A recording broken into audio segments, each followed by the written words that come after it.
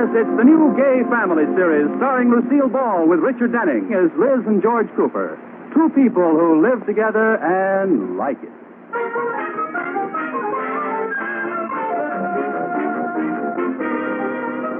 And now, let's look in on the Coopers.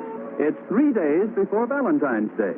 Well, she's been hinting about it all morning, but George doesn't seem to notice. And now at breakfast, Liz is making one last try by arranging her toast crusts in the form of a heart. George. Hey, George. George, look at my plate. Oh, yeah, you should eat those crusts, Liz. They're good for your teeth. That's my romantic husband. George, didn't you notice what shape they're in? Oh, yeah, a triangle. No. A pumpkin? No. George, when two people are in love and are going to get married, what does it affect the most? Oh, don't tell me that's a pocketbook. No, it's a heart. Doesn't that remind you of anything? Oh, yes, I've got to take my liver pills. Oh, why don't you go read your paper? I was trying to remind you that Valentine's Day is coming up. Oh, that's it? Well, you didn't have to remind me. I didn't? No, every ad in the paper is full of it. What a racket. It is not a racket. It's a wonderful romantic holiday, and I like it. You know how it started?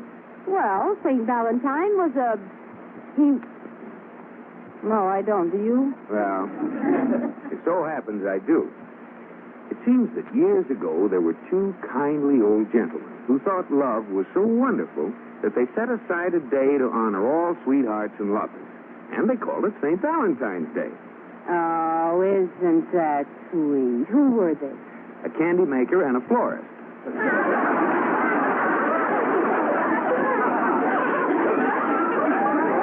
Oh, George, I suppose you think a department store owner invented Mother so they could have Mother's Day. You know, you may be right. Well, St. Valentine's Day doesn't mean just candy and flowers. It's the spirit of loving that counts. If you really love someone enough, they'll know it without any presents. Are you serious? Yes. Liz, I love you. You mean no presents?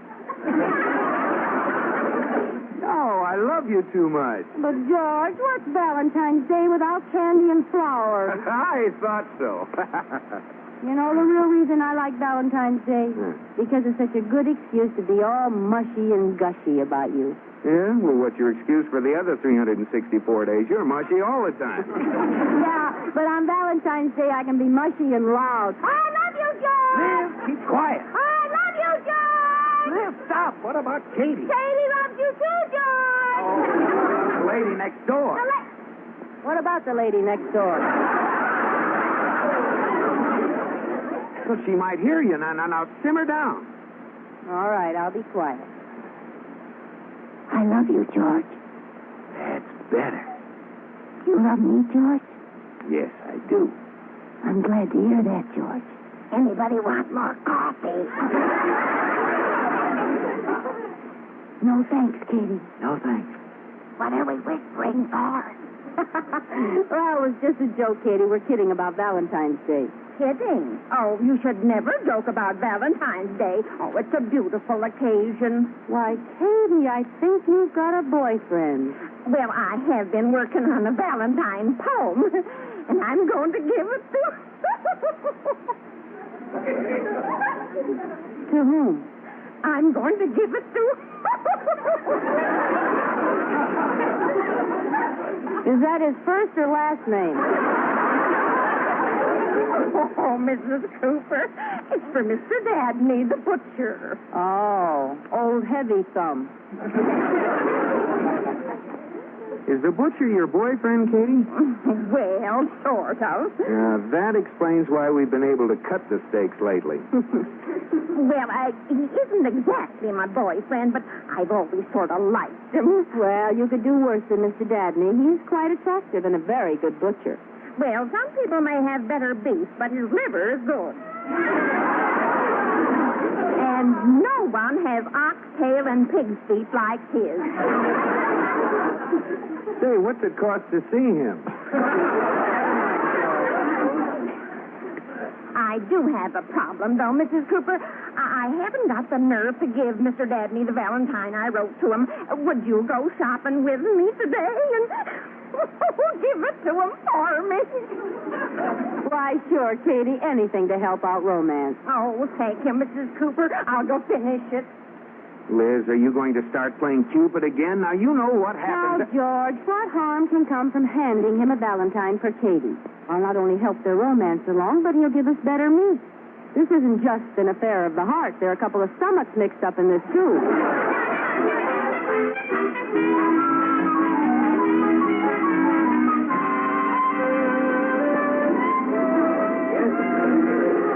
There he is, Mrs. Cooper.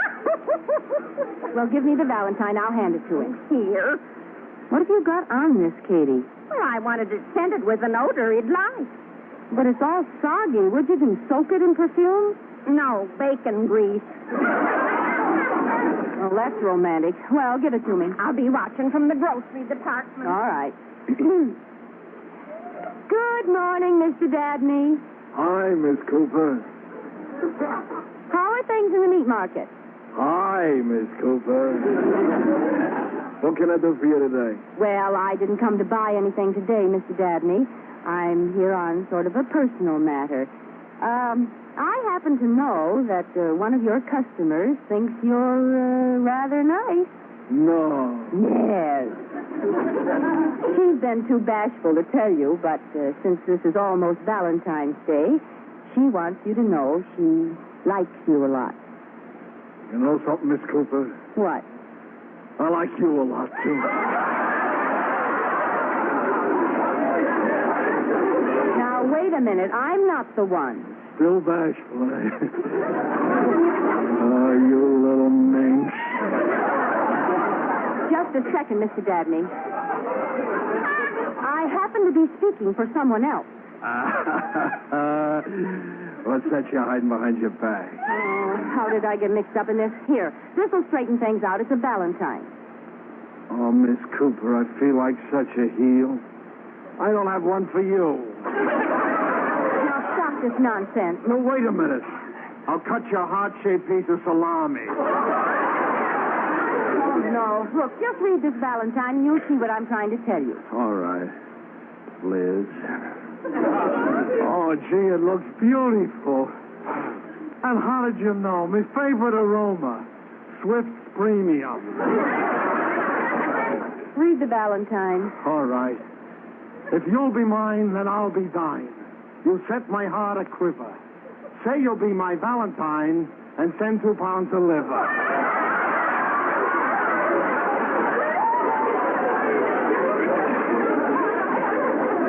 Well, that's a practical thought. Oh, Miss Cooper, this is touching. Did you write this all by your little self? For the last time, no. Look at the signature. Well, it signs your bashful redhead. Oh, no! Katie! Oh, she's gone. Oh, don't try to pretend. No.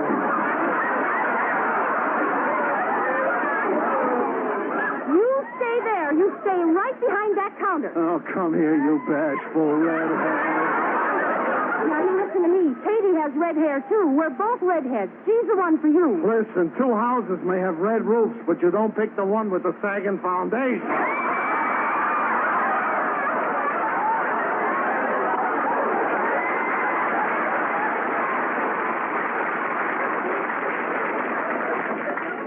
Well, it's too bad your fish isn't as fresh as you are. Oh, don't try to fight this thing, my little tenderloin. It's bigger than both of us. Now, stop this, Mr. Dabney. What about Katie? She's bigger than both of us, too. Oh, Miss Cooper, I've admired you for years. Each little lamb chop you bought, I personally put the pants on.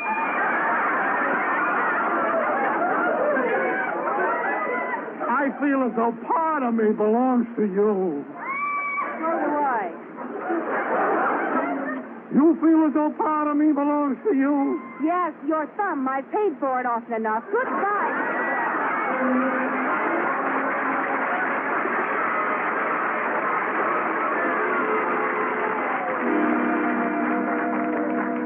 Oh, it was simple simply awful, Katie. He came right out of his store and followed me down the block. We'll just have to stop trading there. I could never face that Mr. Dabney again. Oh, I'm sorry, Mrs. Cooper. I shouldn't have gotten panicky and run away. Well, I'm sorry it ruined your romance.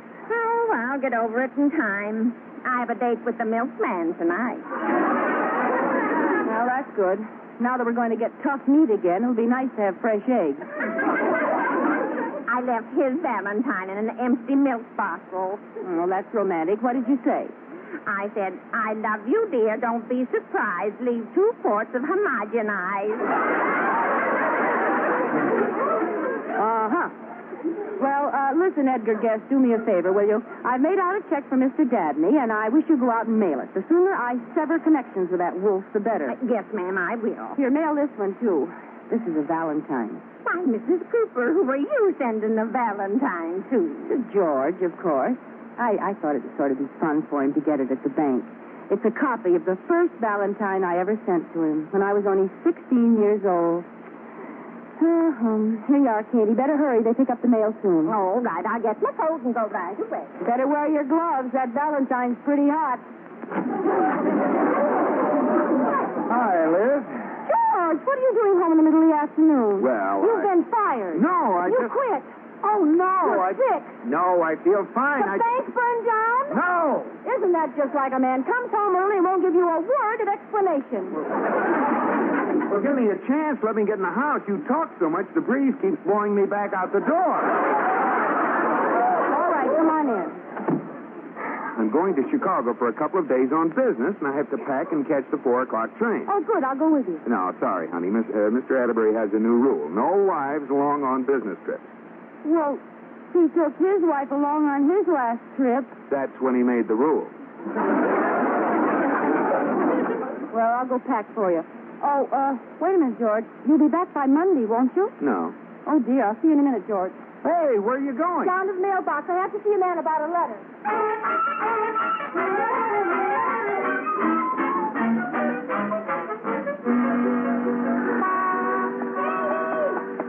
What's the matter, Mrs. Cooper? Did you mail those letters yet? Yes. Oh, darn it. Has the mailman collected them? No, I don't. Oh, there. He's just opening the mailbox now. You go home, Katie. I'll be back in a few minutes. All right, Mrs. Cooper. Hello. Hey? Oh, hello. How are you today? Lot you care. Never seen you before in my life. You really want to know I feel rotten. My rheumatism's acting up. Oh, I'm sorry. No, sure. Are you, picking up the mail? No. I'm a Confederate soldier, and these are messages for General Lee.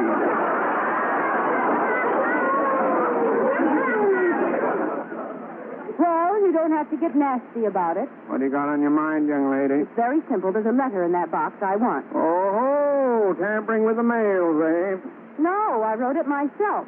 There's my letter, that blue one on the top of the pile. Take your hands off that letter. But it's mine. See, it's addressed to my husband, and there's my name in the corner, Liz Cooper, see? Prove it. Well, look at the initials on my purse, LC. You gotta have better proof than initials on a purse. Oh, well, here's a snapshot. What about it? Well, see, it's me. Let me see.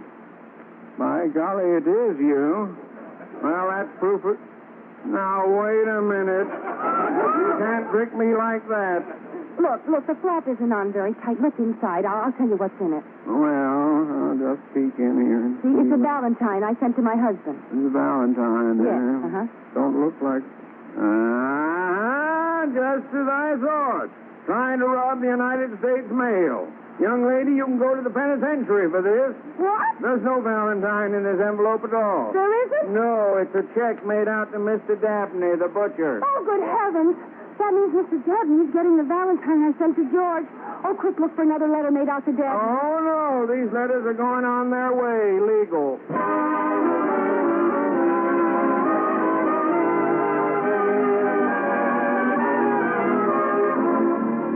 Liz mailed a valentine to George, but she got it in the wrong envelope. And it's going to Mr. Dabney, the butcher, who already mistakenly thinks that Liz is in love with him. Well, it's early the next morning, and Liz is at Mr. Dabney's waiting to intercept the letter when it comes. In order to make it look like strictly business, Liz has been making purchases every few minutes. Mr. Dabney, I think I better have 2 more pork chops, please. Miss Cooper, you already bought a roast, 2 pounds of bacon, 3 steaks, 4 lamb chops, 5 veal cutlets, and some liverwurst. I got an idea. What's that? You now have more meat than I do. Why don't you start selling it back to me? Never mind the attempt at humor, Mr. Dabney. By the way, when does your mailman get here? Look, Miss Cooper, Red. You're not fooling anybody pretending to buy meat, making small talk about the mailman, all because you want to be near me. Come on, admit it. Mr. Dabney, I don't like you. I don't like your looks, and I don't like your manner. And I think you're completely revolting. That's right. Make love to me. Oh, thank goodness. Here comes the mailman. Good morning, Mr. Dabney. Here's a letter for you. I'll take that. Oh, it's you again. Young lady, you must curb this impulse to grab every blue envelope you see. That letter's for me. But it's mine. I wrote it. It's got my name on it. There's a valentine inside. That's the same story she told me yesterday. Miss Cooper, you sent me another valentine. I have not. It's all a mistake. That's the same story she told me yesterday. I don't think she's got all her buttons. Mr. Dabney, here's your letter. Over my dead body. Hey, give me that letter. Come back here. Oh, my God. Help, police. He just held up the United States. Help,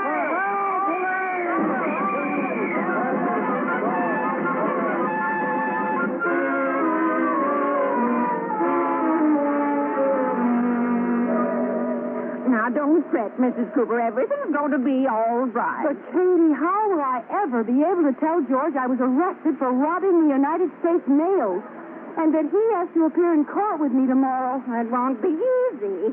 Well, anyway, this is one time I'll have an answer when George says, "What's new?" Here he comes now. Good luck. Hi, Liz. Hi, dear. Well, what's new? I'm glad you asked that. I'm being sent to Alcatraz. Alcatraz. Liz, you joined a pyramid club. No, let me explain, George. You see, I sent the butcher a valentine by mistake, and since it was already mailed, he wouldn't give it back to me. The butcher? No, the mailman. I waited at the butcher shop until he got there, and when I grabbed the valentine, he called the police. The mailman? No, the butcher. And I tried to explain how it was all a mistake, but he wouldn't listen. The mailman or the butcher? The policeman. Then we all had to go to police court, and he said it was a federal offense, and I ought to be ashamed. The mailman, the butcher, or the policeman? The judge. Now, do you understand, George? Perfectly. The butcher sent the mailman a mushy valentine, and the judge will send you to prison if I don't marry the policeman. What's going on here? Keep calm, George. Look, they'll drop the charges if you and I will appear in domestic relations court tomorrow. Domestic relations? I'm a victim of circumstantial evidence, George. The judge wants to make up his mind. About what? Whether I should stay with you or marry Mr. Dabney. Oh, no!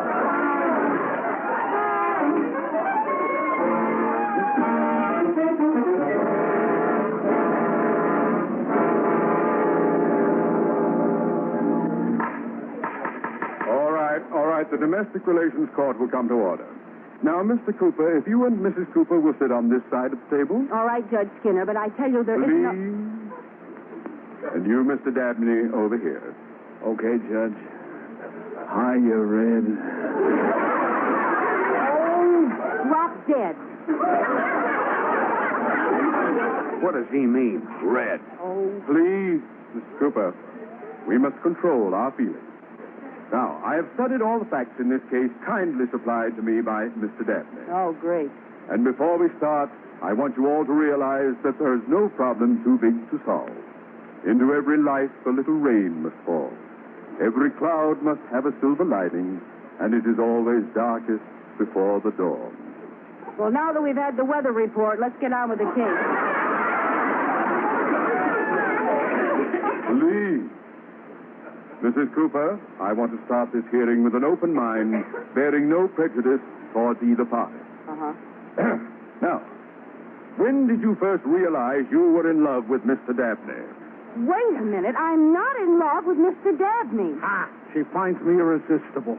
She wrote me 2 valentines. She hung around the store all morning. That wasn't because I was in love with you. I was waiting for the mailman. Please. One grimy amour at a time.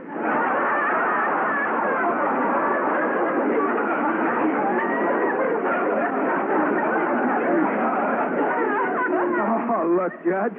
This is all a mix-up. I know how the whole thing happened. Please, Mr. Cooper, no tears. Don't talk if it hurts. Let me review it for you. I'll recreate the scene. You, Mrs. Cooper, the bored, indifferent housewife, tired of your drab, humdrum life, just waiting for an opportunity to break away from it all.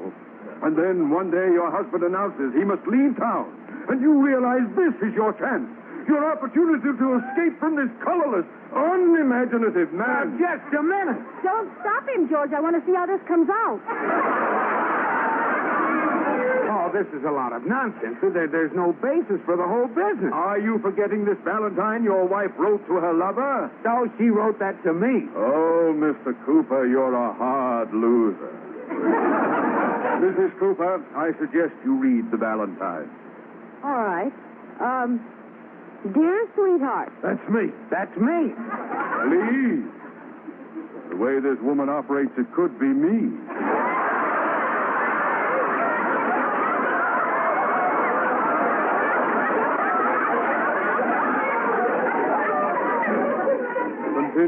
Continue, Mrs. Cooper.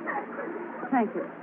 Dear sweetheart, I'm under your spell. I love you more than tongue can tell. Tongue. 59 cents a pound.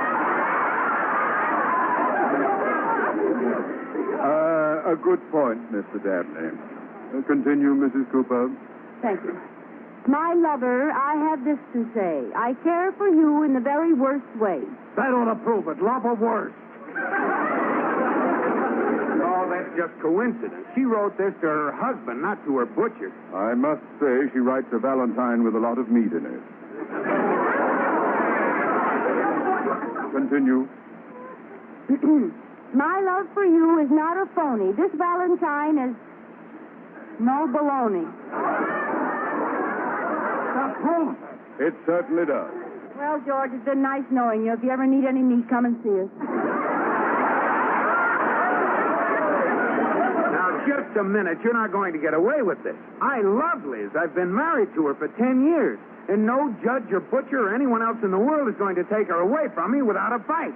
Why, George. You understand? I'll now hand down my decision.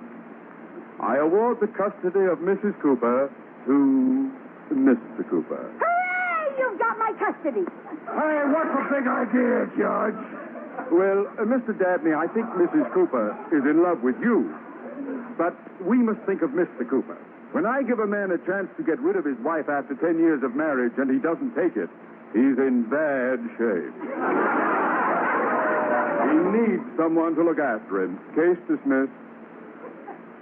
Liz, I hope this will be a lesson to you. Now, see what can happen when you start messing around in other people's affairs? Yes, George. Now, this might really have been nasty and gotten spread all over the papers. Oh, wouldn't that have been terrible? Quiet, please. I must have quiet. You have been listening to your daily radio session in kindly Judge Skinner's Domestic Relations Court. With us today... Oh, no, George. This whole thing's been on the air.